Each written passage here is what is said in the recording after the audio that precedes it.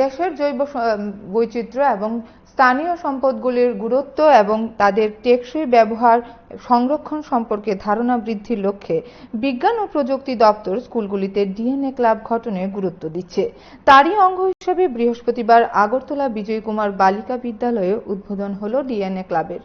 উদ্বোধক হিসেবে উপস্থিত ছিলেন মেয়র তথা রামনগরের বিধায়ক দীপক মজুমদার, কর্পোরেটর ভাস্বতী দেববর্মা, শিখা ব্যানার্জি সহ অন্যান্যরা। বক্তব্য রাখতে গিয়ে মেয়র বলেন, এই ধরনের ডিএনএ ক্লাব জৈব প্রযুক্তি এবং প্রাকৃতিক সম্পদের উপর শিক্ষার্থীদের অভিজ্ঞতামূলক শিক্ষার সুযোগ প্রদান করে, পাশাপাশি জৈব বৈচিত্র্যের মূল্য সম্পর্কে তাদের মধ্যে আরো ভালো ধারণা বৃদ্ধি করে। এই ধরনের ডিএনএ ক্লাবের মাধ্যমে শিক্ষার্থীদের ব্যবহারিক জ্ঞান এবং অভিজ্ঞতা অর্জনে সহায়তা করা হয়। এই ক্লাবগুলো বিভিন্ন ধরনের বিজ্ঞান বিষয়ক কর্মশালা, সেমিনার এবং প্রদর্শনী আয়োজন করে থাকে, যা শিক্ষার্থীদের মধ্যে বিজ্ঞান বিষয়ক আগ্রহ তৈরি করে সহায়তা করে।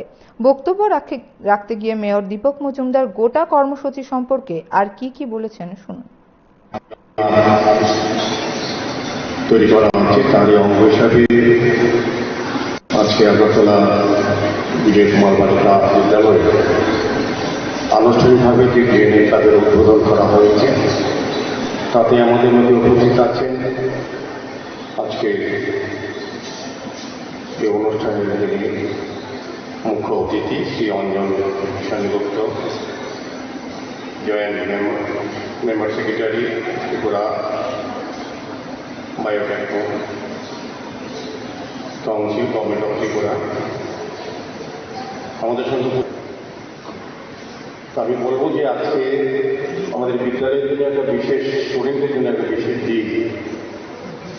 এই রাজ্যে এর মধ্যে আমাদের অন্যান্যবাবু যেটা বলার চেষ্টা করেছেন, জেনেছেন যে 222টি ডিএনএ ক্লাব আমাদের রাজ্যে বিভিন্ন বিদ্যালয়ে তৈরি করার প্রচেষ্টা করা হয়েছে। আগামী দিনও বাকি বিদ্যালয়গুলিকে অন্তর্ভুক্ত করা হবে।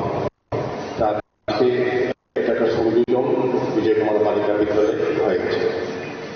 তো এটার বিষয়বস্তু সম্বন্ধে এটা আমরা জানি যে দেশের জৈব বৈচিত্র্য, স্থানীয় জৈব সম্পদগুলিকে গুরুত্ব দিয়ে তাদের টেকসই ব্যবহার এবং সংরক্ষণের ধারণাকে বৃদ্ধি করার লক্ষ্যে এই ডিএনএ ক্লাব তৈরি করা হয়।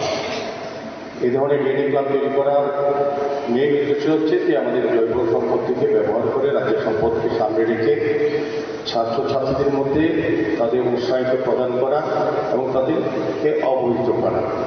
তা আমাদের রাজ্যে সরকার আসার পর আমাদের শিক্ষাক্ষেত্রে আমি বলবো যে গুণগত দিকটা পরিবর্তন করা হয়েছে।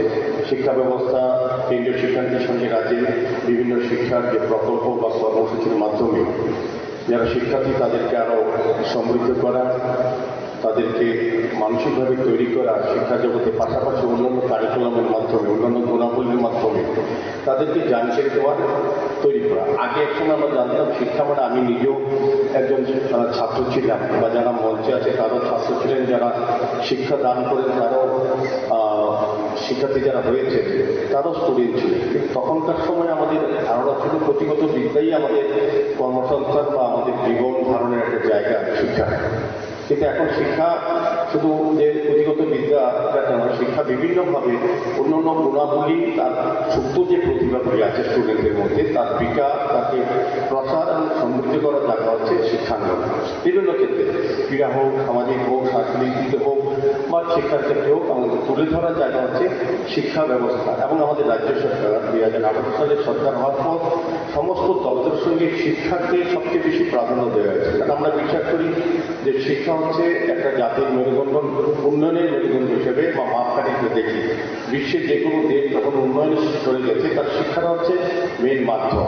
তা আমাদের সরকার আসার পর আমরা শিক্ষাক্ষেত্রে একটা সময় অচলাবস্থা ছিল, রাজনৈতিকভাবে কলুষিত ছিল শিক্ষাঙ্গন, সেক্ষেত্রে আমরা একটা অন্য জায়গায় নিয়ে গেছি যে শিক্ষাকে সর্বাঙ্গীনভাবে মানুষের কাছে গ্রহণযোগ্য করা এবং স্টুডেন্টদের ক্ষেত্রে যাতে সুন্দরভাবে তাদের মেধাকে প্রকাশ করা, মেধাকে বিকাশ করে তাকে নিজেকে প্রতিষ্ঠা করার প্রকৃত মানুষ হিসেবে শিক্ষার পাশাপাশি সেই দিকে আমাদের সরকার কাজ করছে। আমাদের বিশেষ করে আমি বলবো যে এখানে মহিলাদের বিদ্যালয়, আমি কিছুক্ষণ আগেও কিশোরী উৎকর্ষ মঞ্চে একটা প্রোগ্রামে আমি গিয়েছিলাম, এখানে আমাদের বিভিন্ন কর্মসূচি, এটা একটা ভালো দিক দেখলাম যে মেয়েদেরকে, কিশোরীদেরকে তাদের উৎকর্ষ বৃদ্ধি করার। কারণ আমাদের যারা স্টুডেন্ট তারা জন্মসূত্রে কোনো প্রতিভা নিয়ে আসে, তাদের সত্য প্রতিভাকে বিকাশ করার সুযোগ দেওয়ার মঞ্চ হচ্ছে এ ধরনের মঞ্চ।